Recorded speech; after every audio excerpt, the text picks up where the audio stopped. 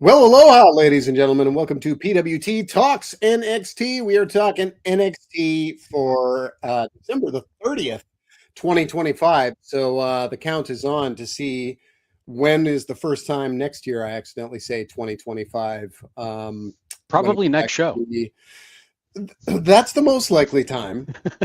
So yeah, it could definitely happen.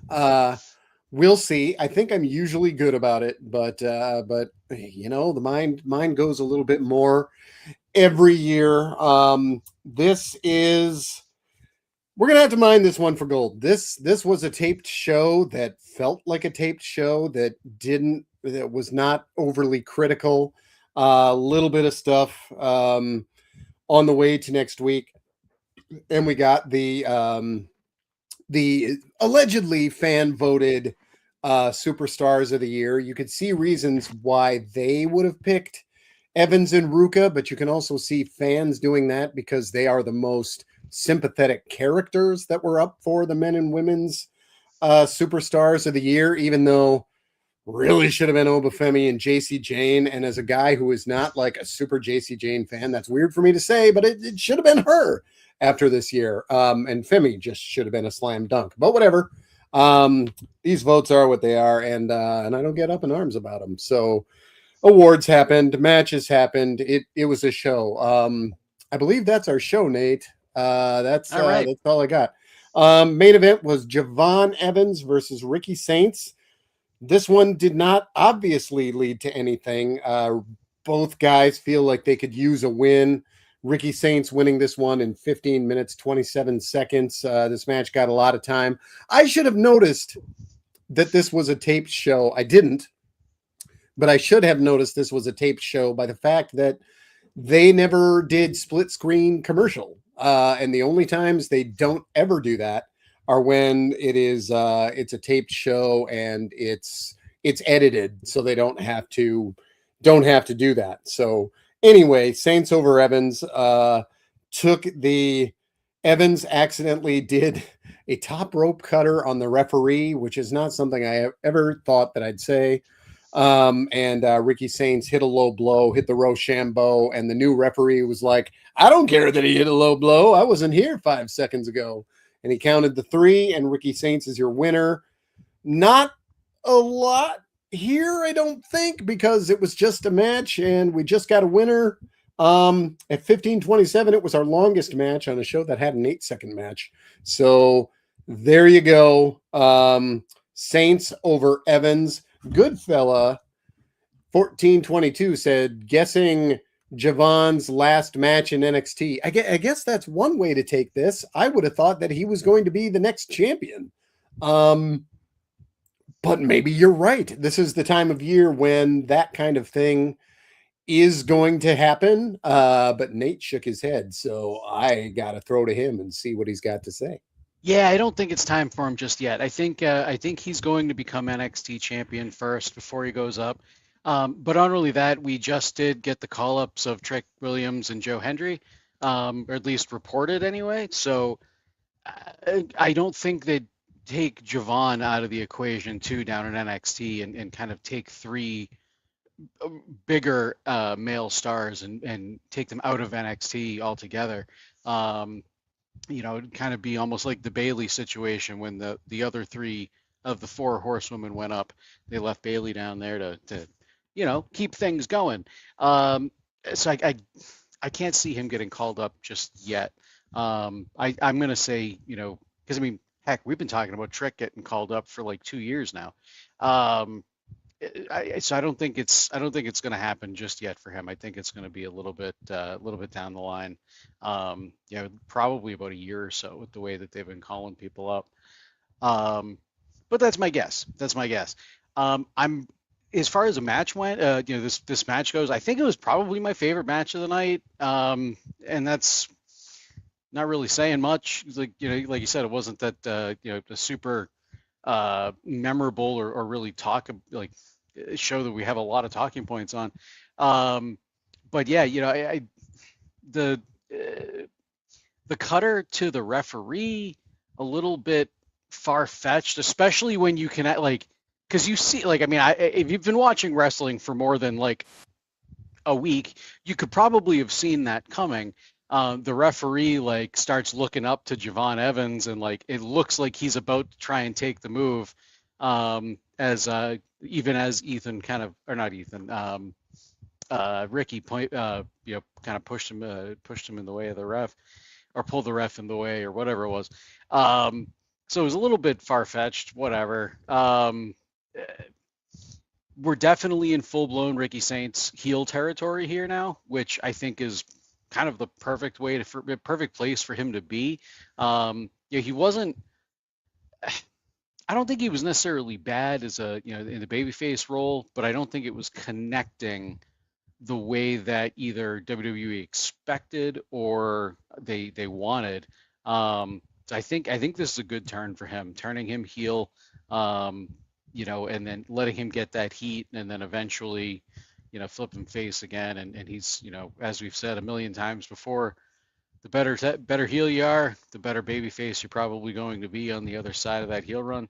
So yeah, I not a whole heck of a lot more to say there. Javon versus Oba next week at New Year's Evil. I'm definitely looking forward to that. I'm I'm kind of and I guess we could even talk about it, but I'm kind of torn. So I don't know. I'm still leaning Obafemi, I think, retaining, because he did just win it back and all of that. But Javon's on a roll. He obviously was named Superstar of the Year tonight. I, I kind of honestly wouldn't be surprised if he ended up winning the title next week. I give it a lower possibility than Oba retaining, but it wouldn't surprise me to see. I think they want to strap the rocket to this kid, him and Leon, for that matter. And we'll talk about that when we get there. For his upcoming match. Oh, wait a minute. That's what I meant. Oba versus Leon. That's what I should have been talking about. Oba versus Leon. Oba versus Javon. That already happened. So yeah, never mind. That I confused myself, which happens a lot. Yeah. So there we go. Ms. Mitchell's baby boy hits us with this in the chat. NXT will be sorely lacking depth in the men's division once Trick, Oba, and Javon move to the main roster. Yes, Ethan has been the most solid male performer, but only Ethan, Joe, and Miles Bourne left. Yeah, when you put it like that, it does feel like it's a little thin. They could elevate guys like Lexus King if they want, but I think he's going to be kind of in the role where you just want to see him get beat up, and you do most of the time. I think he's going to have a Miz style run. I think. Who else was I just thinking you could elevate? I mean, there's Tony D'Angelo. I don't think that he's all that, but I think that they think they're going to do something with him. You could take Dion Lennox, maybe break out Dion Lennox and do something with him. And I think Shiloh Hill is going to be, I was just going to say, Shiloh fairly Hill. important in short order. Now he's a real weird guy, so who knows how that's going to play out and what's going to catch fire with him. But hopefully they've got some bodies there.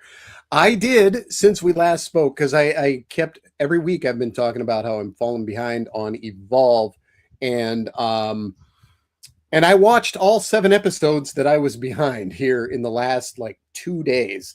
So I have caught up, and I will say that they have a lot of bodies, but not they still right now just don't have a lot of super TV ready bodies. I don't know. There's ones that they could take a chance on, but I wouldn't say that it's overly hugely stocked down there right now. There are a handful of bodies they could bring in. I mean, they got their champion Jackson Drake bumping all over the ring today and just getting completely obliterated by OTM, which is a weird thing to do with your Evolve champion. But on the other hand, it's not a weird thing to do with the Vanity Project. We might as well talk about that match now. Swipe right of the Vanity Project took on OTM. This was 437. Honestly, this was my favorite match of the show. This was so much fun. Just a total dominating obliteration by OTM on swipe right, which is just a really funny way to use swipe right. Swipe right basically acting like they were Team 2.0 in there, just only there to be bump machines and make OTM look good, which they did. OTM always looks impressive, but they looked really, really impressive in this. They were, yeah, they. I just thought this was joy. Solorio, I will definitely answer that question as a Rumble guy. But give me a minute. Yeah, OTM over swipe right. What the heck? We're there, so go ahead. Excuse me. Second you throw to me, my body's like, hey, cough. No, this was also a really good match. I've been wanting to see OTM get a dominant win, because really since they kind of came back from being off TV for a bit, I think they got like one win, maybe two, and for the most part losing, and they haven't really been kind of pushed in the way that I thought they were going to be, with the way that they were originally kind of positioned in their return. But I like this. I'm a big fan of of swipe right. I'm a little bit more behind on Evolve than you are. I did start watching it. Well, now that you're caught up, I guess if I just missed one episode, I'm more behind than you are. But Ricky Smokes, I've said it before, he's a local talent here, in New England. So I mean, I've seen him plenty, in the Indies up here, and yeah, I think they've got a ton of talent. Or at least Ricky Smokes, I know does. Was it Brad Baylor is his name? The other guy in swipe right, I think so. Yep, Yeah, that's right. he also seems to have a ton of talent too. So yeah, I really like what they brought to the table. But I think they were a Baylor good. has the punchable face too, which is going to Yeah. serve him well. Yep. Yeah, and Ricky does too, I think, to a point, but definitely Baylor for sure. That's going to help get him over as a heel as time goes on. Actually, I guess he is a heel, but you know what I mean. What the hell was I going to say? Oh, I think Swipe Right was like the perfect kind of opponent for OTM here. There's people are kind of familiar with Swipe Right in NXT. They've shown up a few times now, so it's not like you're just beating a jobber or anything like that. But this game, kind of gave OTM a pretty dominant win in what'd you say, it was like 4.5 minutes, something like that. Which like I said, I think OTM really kind of desperately needed right now. So thumbs up from me, and I'm kind of hoping this means we get to see some more Swipe Right and Vanity Project on NXT. Okay. I thought you were going to talk a little more, so I was starting to remind myself which year a certain Royal Rumble happened, because the more recent they are, the more likely I am to forget when they happened. Okay, so we'll go to our opener: Moose versus Ethan Page. This was the only championship match on the show. Crowd was pretty well into Moose and Ethan getting the asshole chant during the ego part of his song. 10 minutes and 43 seconds with the twisted grin. Again, just a really nice, solid match for Page as he continues a very, very long championship reign. They're talking about the fact that he's challenging the longest championship reign for the North American Championship. They're just not saying who he's chasing. So Ethan Page over Moose, and Page was a nominee for Men's Wrestler of the Year, but did not end up winning that. But yeah, Page versus Moose in the opener. Who was the longest? Was it? It's Obafemi, right? Wes. Longest. Oh, well, Wesley. Yes, that's right. Okay, that would make sense. No, so this is a great opener. Like I said, or actually, like you said, where this was a tape show. And I actually didn't realize it was a tape show either until the first commercial break in this match. I watch on Netflix, the VPN. So Netflix, cuts to commercial, fades out, and usually you either get it cut, they'll come back to the live action if it's live, or you get like a countdown until the commercial's over. But tonight it, faded to black for commercial and immediately came right back. So it was like, oh, it's taped. Okay, didn't realize that. And as soon as I realized it's taped, I'm like, Moose ain't gonna win. They're not gonna do a title change on a taped show and have that get leaked out and all of that.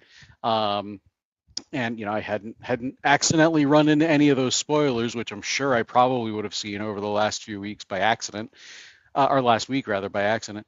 So yeah, it is what it is. Like I said, good show, a good match. Moose, man, I want to see more of Moose in WWE. Honestly, I think he's the type of star that TNA has right now that I think would easily adapt into the WWE system. And be a star. And obviously the people are already behind him, especially down in Orlando. Is yeah. Ethan is champion. Still loving it and everything he's doing. So yeah, I don't have much more to say about the match, to be honest with you. I mean, it is what it was. Kind of a predictable outcome, especially after finding out it was a tape show. So there we go.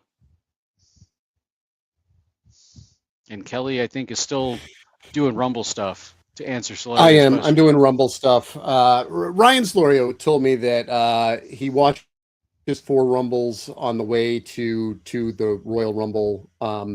He says, when you have a chance, can you answer this? Royal Rumble's coming up, and I usually watch 4 going into the Rumble. Got another 4 to recommend. Last year I watched 1992, 01, 08, and 20. Yeah, that's kind of a murderer's row. I actually don't think 08's all that good throughout the match. It's way too bloated. There are way too many people in the ring. The front half is okay. The back half is pretty rough with just so many people lined up just so they can get eliminated by Trips and Cena at the end. Was that the one where Cena came? Okay, early that was what I was return going to ask. From injury that maybe he was never out and supposed to be out that long, but it's it's a good story, so they did it. But 92, 01, and 20 are some of the best ones. I would say the 21 women's, that was very emotional for me because I wanted that person to win so much. The 18 men's and women's, also very emotional for me because I wanted those two to win so much. I watched the 18 men's like a week ago. The 2010 men's, I think, is really underrated. There's almost never more than like 4 or 5 people in the ring. They really hammer home the importance of the luck of the draw and that you could be eliminated at any time. And I love it for that reason. It is just almost nobody lasts long in that one. It's a real interesting one. And I'm going to hit you with a curveball, 1997, which like is laid out in a strange way. But as it gets down to the end game, you've got a whole bunch of guys who are like kind of doing well, but they're about to explode in how important they are. You've got Kane in there as the fake Diesel. Austin's in there, but he's not like the Austin he would become. He was Stone Cold at this point, but he wasn't the version that would just completely own crowds. Rock was in there as Rocky Maivia. Mankind was in there, but he hadn't exploded yet. It was just guys who were all on the verge of creating what we now know as the Attitude Era. And for me, this 97 one is better than all the ones that happened in the Attitude Era, unless you count 01 as the Attitude Era, because 01 is an all-timer of a Royal Rumble. Okay, so how about another correction? Go ahead. Correction. Wesley, he was the longest reigning North American champion until Obafemi beat him. He did? Oba passed him? Yeah, they made a massive deal about it. I thought I was right, and then I was like, Kelly's memory is better than mine. And then good fella brought it up in the chat, so then I confirmed it. And yeah, Wesley 272 days as champion. Wesley 269 days as champion. Okay, well, good for Oba. It's funny. I don't even think of him as a North American champion anymore. Yeah. My memory for this stuff used to be great, but the more recent it is, the less likely it is that I've been able to jam it into my brain somewhere. I just look at the screen and go, Obafemi, very good. Like that's as much as my brain can handle at this point. So okay, and especially with all the Royal Rumble stuff, I've got memorized in my head. I can give you the order of entry from the 1992 Royal Rumble, but if you ask me who won last year's, I actually have to sit and think about it. Okay, so yeah, that was the opener. How about Joe Hendry's concert? You know, if you did concerts and you got attacked at the end of every single concert, would you keep doing concerts? I don't know that I would, but Joe Hendry's like, man, I don't care. I know I'm going to get beat up by one of these guys. And when you have a song and you cut down half the roster, you know, someone's going to attack you. Yeah, so he got attacked by Dark State because Dark State desperately needs something to do because they usually aren't doing anything. But yeah, they attack Hendry after his song. He got in some good lines on Trick and on he went hard at Ricky Saints. There was another one or two that I can't remember. He talked about Ethan and Chelsea and he pied. Yes, Ethan and Chelsea, and he also put over Javon Evans and said that he was bouncy and such. But yeah, my wife like halfway watched this part, and she actually kind of dug it, and then it became a wrestling angle, and then she wasn't interested anymore. But while it was a song, she was way into it. So anything on Joe Hendry and his concert? No, not a whole heck of a lot, to be honest. I mean, this is exactly what I figured it would be. I mean, granted, I didn't know what the content of his song was going to be, but it's a Joe Hendry song. Nothing wrong with it. Like you said, he definitely got some good lines in there. I kind of like the chorus about, NXT being the place for me or whatever it was. Not as catchy as some of his other ones for sure, because I could usually remember those rather than not being able to remember what the line was right now.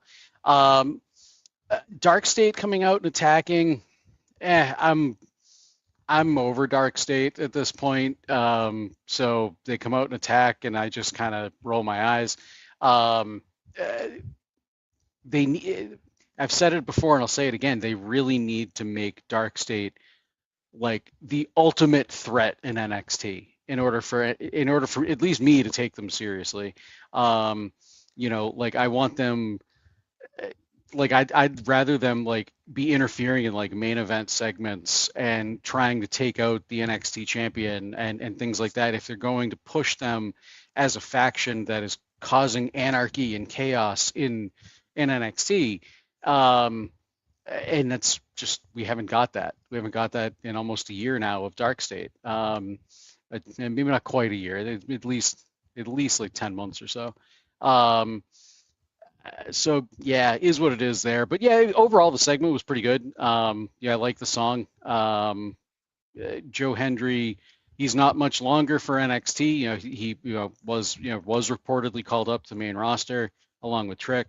So I'll take whatever we can get of Joe Hendry in NXT while he's still here. All right, Ren Sinclair versus JC Jane. This quietly was a pretty decent match on the way throughout this show. 11 minutes and 6 seconds, non-title because they didn't want to muck this all up with Kendall Gray getting her shot next week. Kendall Gray was attacked earlier in the show. They didn't really... I guess they didn't totally just come out and say it was Fatal Influence. I don't think, but yeah, it was think implied, that, but I don't think they did. Yeah, it was implied. So I don't know. They could throw a wrench in that afterwards and make a feud for Kendall Gray, and maybe that'll be the reason she doesn't get to win next week. Because I don't think she will, but I didn't think she'd win the Iron Survivor Challenge, and she did. So Kendall was not out there until Fatal Influence started beating down Ren Sinclair after the JC Jane victory with the rolling encore. And then Gray made the save. And while kayfabe injured, just destroyed all three of them. So why should we be worried about them at all? because hobbled Gray took them all out. But at any rate, Jane over Sinclair, and I just remain stunned at how good a year that JC Jane has had after I just was completely meh on her for like 3 Yeah. straight years. And just the level of like they gave her the ball and she was like, I should run with this. And has had just a real impressive year. No, I completely agree with you. And I mean, I was right there with you. Like when JC won the title, I was like flabbergasted, and I was like, all right, this is going to be a transitional reign. There's no way they're going to actually give her the ball to let her run with it and all of that. And then they did. And she knocked it out of the park. She only lost the title for a couple of weeks where they were doing that Tatum Paxley angle thing. But at least now they can call her a two-time champion, and they even tonight lumped her in the same category as other two-time champions like Shayna Baszler. Did they mention Mandy Rose? I don't remember. I want to say Like maybe, tonight, but yeah, like they were there's no talking way. about. Yeah, there's definitely no way, but for some reason in the back of my head, like it was there when they were talking about multiple time NXT Women's Champions. Yeah, and how JC's part of that short list now. Roxanne, Charlotte, and a few others. So yeah, bang up year for JC, and like, I'm so glad to see that progression because I mean, as we've said a million times before, she was the third person in the 3 faction group, Toxic Attraction, and now she's leading her own faction. She's the champ.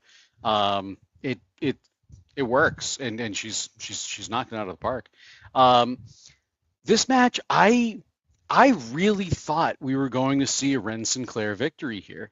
I thought because Kendall got, injured backstage, we weren't going to wind up seeing her in this match. I honestly didn't think we'd see her running in.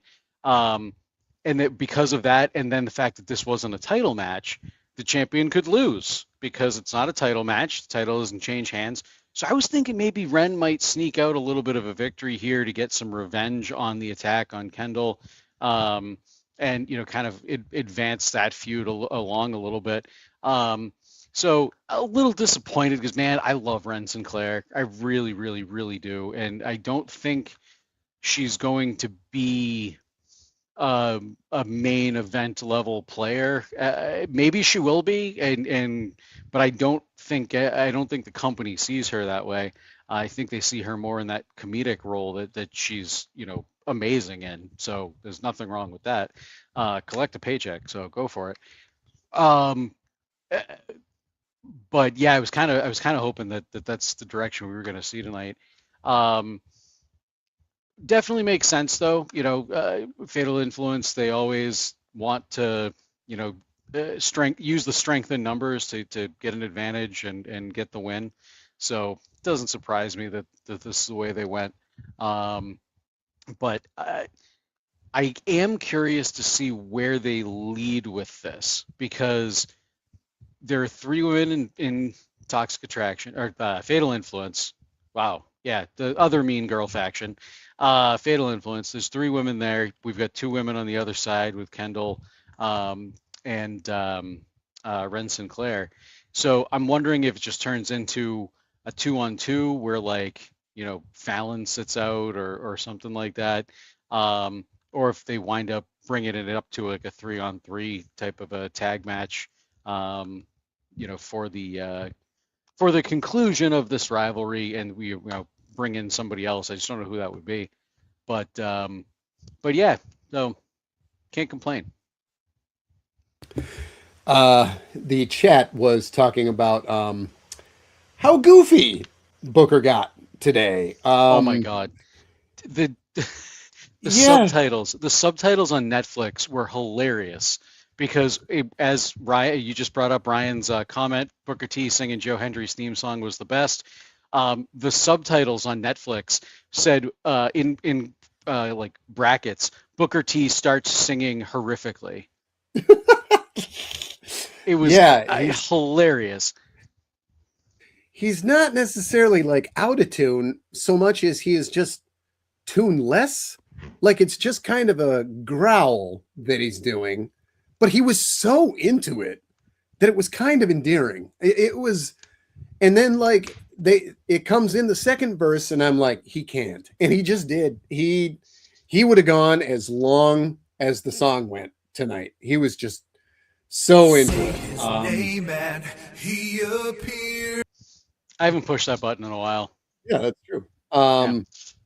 But yeah, he got weird. Ryan Solorio says, I love Booker T's chemistry with Vic Joseph. I mean, two terrible tastes that go slightly better together, I suppose. I don't know. I can't believe how long Book and Vic have been the voice of this show.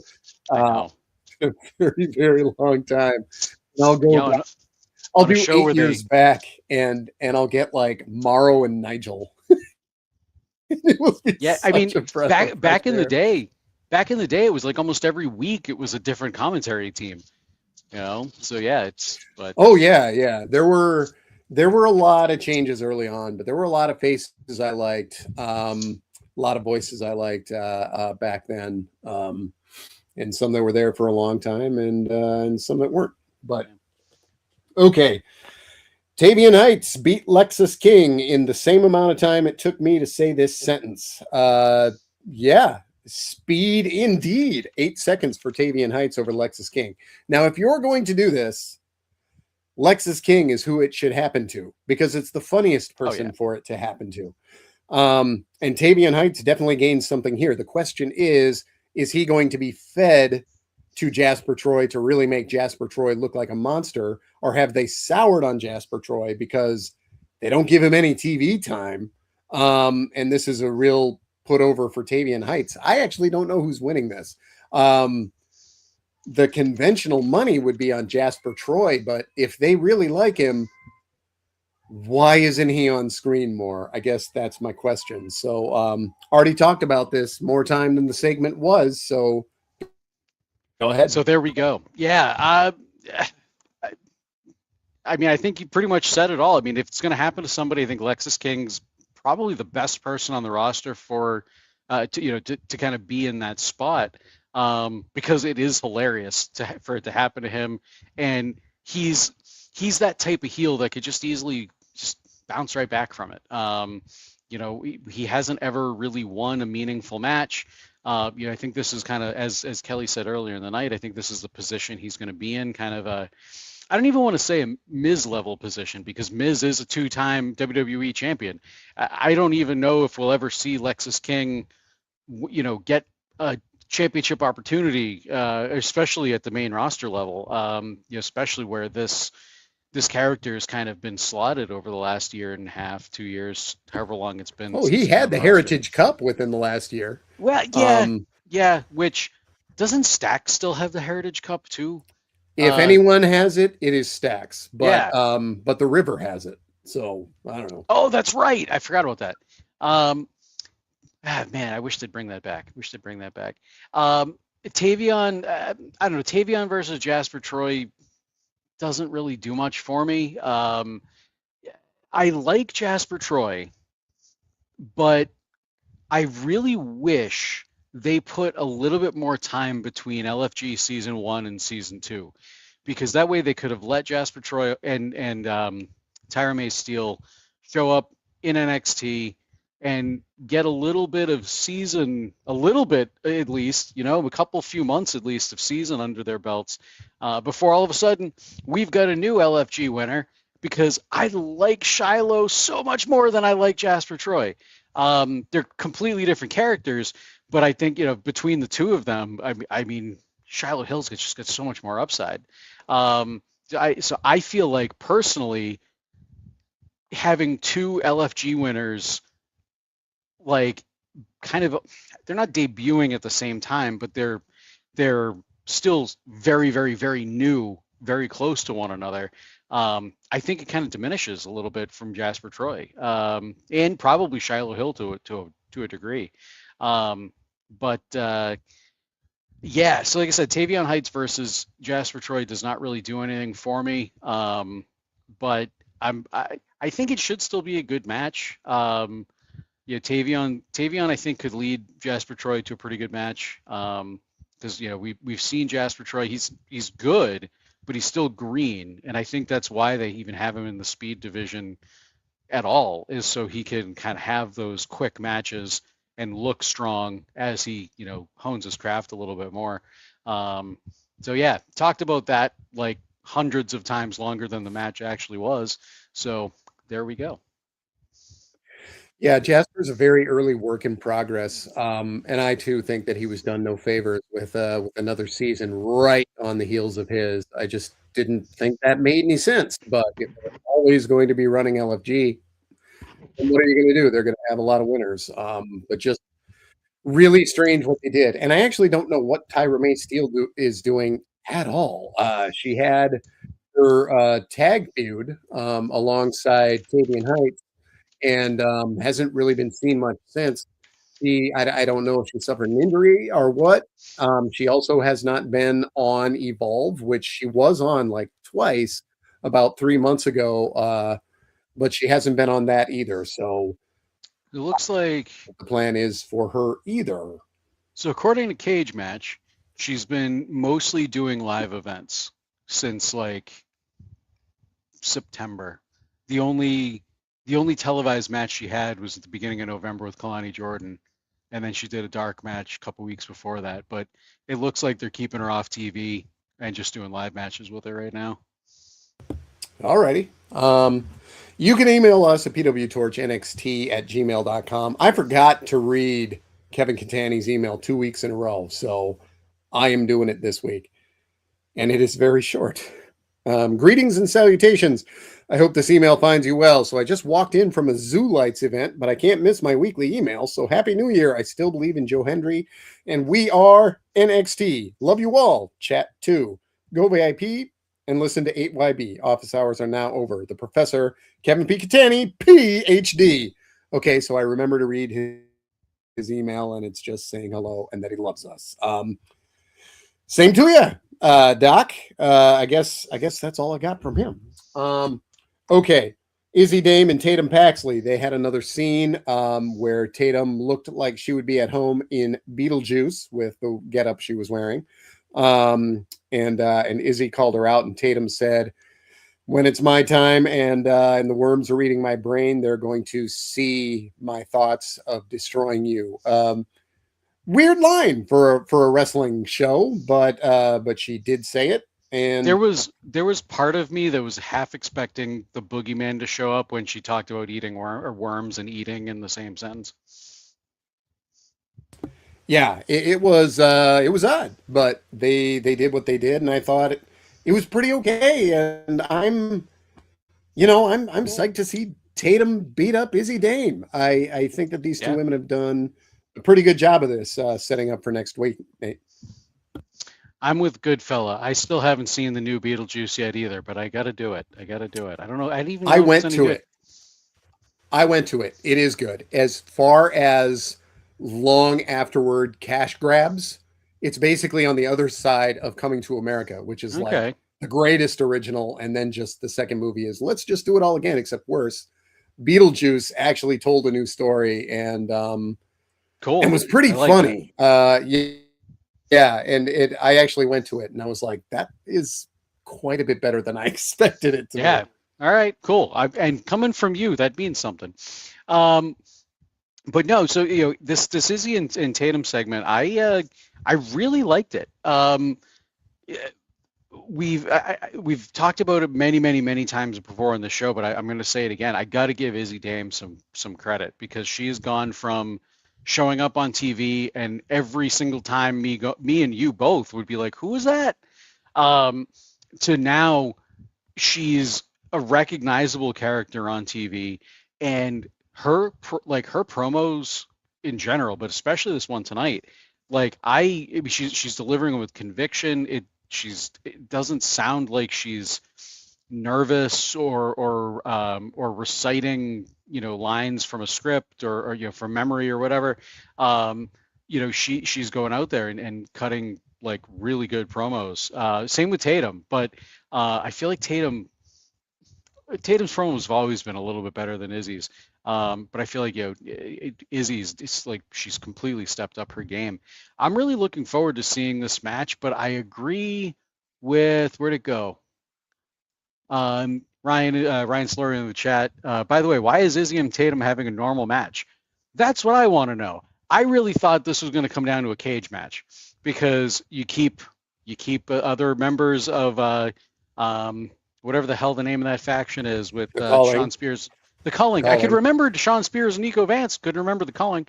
Um, so yeah, I was thinking it was going to be a cage match or something like that. I don't think it would have been like a Hell in a Cell or whatever, but you could have also done like a fight pit or something if they wanted to bring back an old NXT stipulation that I really wish they'd bring back a little bit more. Especially where Izzy cost Tatum the NXT World Championship, Women's Championship. This is a much bigger blood feud than some of the like the Christmas Chaos match, stipulation match we saw last week. I feel like this probably should have had some sort of a stipulation coming up. Their match I think is next week, but is what it is. I'm still looking forward to it, and I'm really hoping to see Tatum kind of get one over on Izzy. Because I'm kind of this is kind of what I'm expecting to see. Tatum get the win, probably due to some botched interference from Sean Spears and Nico Vance, and then Izzy Dame is just like, I don't need you guys, because we saw a little bit of the shades of that tonight, where Izzy kind of walked away from Sean and Nico, and she also said a couple times in this promo tonight that there will be no. Oh, actually, no, sorry, I take that back. No Spears, no Vance. That was actually a line from Tatum, not from Izzy. So never mind, I take that back. But yeah, so like I said, good segment. Looking forward to seeing where the match, seeing the match, and kind of where this angle goes from here. If this is the end of the culling or what. A couple other segments on this show. Ava talked to Blake Monroe, who is still totally broken. I maintain that this accidental title change was a really good thing for Blake Monroe. Showing this totally broken side of her is just super fun. She is determined, dang it, to have a different referee in this one. I also thought it was really fun that a lot of TNA and NXT guys weighed in on the Oba Femi versus Leon Slater match. The only thing here is I get that everybody is stumping for the guy from their company, but when it's big versus small, and Leon is so effectively the likable underdog that everybody should pick the big guy. They'd be like, oh, Leon's going to be great and everything like that. I think they all should pick the big guy. I think they're actually undermining the story by having so many people pick Leon Slater to beat Oba Femi. That kind of takes away his underdog mystique. So that kind of bugged me, even though I get it. He's a TNA guy, so the TNA guys have to put over their guy. I get why they're doing what they're doing, but I don't think it serves the story. And then, 100% agreed. Winners of, Javon Evans, Zaruka, the triple threat with Femi Williams and Evans, and maybe that was it. And Sol Ruka so, as all the winners. Good for them. It doesn't matter to me, but I thought it was a little bit of fine fluff for them to talk about that at the end. Oh yeah, and then Jordan talked to Thea, and it sure looks to somebody who's watched a lot of wrestling that Jordan is going to turn here, but it also looked like either Sol Ruka and Arzario was going to turn, and that seems to just maybe have been scrapped entirely. Nate. Yeah, it does. I was thinking that, especially when we saw Zaruka getting their award. I'm kind of, and they're talking about how, this year's been up and down, but they're back together, and in so many words, however they said it. And I was just kind of like, oh, all right, I guess we're done with that. Who's turning and who's not. So, whatever. It's fine. With Jordan, I I don't know if it's not, if I see a, I could see a heel turn. Like I could definitely see that with the story they're telling. I'm almost thinking it's kind of going to be like an unlikely friendship because she, where she was like, I'm not, I don't do the hugging thing or whatever. Um, and just kind of like let Thea give her the one hug. I'm wondering if they're going to kind of use that as a bit of a story beat and come back to that. And then, the two of them, their relationship, their friendship blossoms, and the next thing you know, like they're the new huggers of NXT. I don't know. Maybe it was just something they threw out there tonight, but that was at least that was my thought in the moment anyway. Um, Thea as NXT champion, love it. And like you said, I think this was it was a happy accident for I think everybody involved. The referee, he got a bunch of praise for calling it down, like calling it 1, 2, 3 because she being Blake didn't get her shoulder up. Thea obviously gets a run with the title that she wasn't supposed to have, and Blake Monroe, like you said, the character work that she's doing right now in this kind of broken state where she just wants her baby back. She wants her title back. I think this is some of the best character work she's done so far in NXT. So, in her short run, and I haven't necessarily seen a lot of the stuff that she did as Mariah May in AEW. But I think overall, like it was a happy accident that I think benefited everybody. So, yeah. In the chat, Ms. Mitchell's baby boy says, if Leon Slater wins the NXT title next week, he will be the first male star to win a title in WWE born in the 2000s on NXT, Raw, and SmackDown brand. Yeah, I don't think that Leon's going to win, but this comment has very much made me feel extremely old since I was drinking legally before 2000. So yeah, that Right. I effectively feel I brought feel home how better. old I am. I feel better because you're older than me. Oh yeah. I got you beat there. But yeah, someone is going to be the first one to win who was born in the 2000s, and Leon's great. I just don't know that they got the cojones to put him over as a TNA guy. I wouldn't be against it, but it's early in Oba's second reign. I just don't. I think Oba's got to hold it until Stand and Deliver. But if they really are backing off of Javon Evans at Stand and Deliver and moving him up, maybe Leon Slater ends up being the one who benefits from that in the end. I don't know who else that person is if it's not Leon, because Leon is just super great. Goodfella says transition to Ricky Quick. I guess Yeah. that is I don't know. the way you could go. Where Leon, I think if this was anybody else in TNA that was going up against Oba, I'd probably give them 0% chance of winning because of just the history between these two companies, and their title wins and all that so far. But WWE seems very, very high on Leon Slater, especially promoting him the way that they did in that Saturday night's main event, John Cena's last match. Um, they want him. WWE wants him.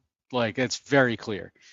So I don't know. I think I think it's a low possibility. And and I said it early tonight. I still am leaning Obafemi, to win that. But I think it is a like non-zero possibility that they shock us all and put the title on Leon next week.